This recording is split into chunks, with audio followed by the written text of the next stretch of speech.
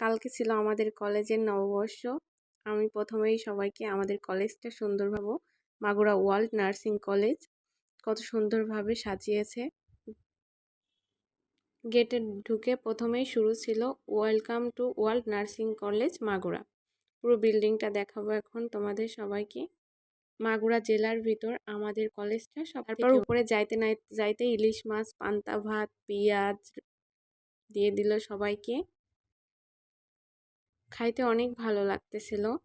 তারপর শুরু হয়ে গেল স্যারদের লাঠি খেলা।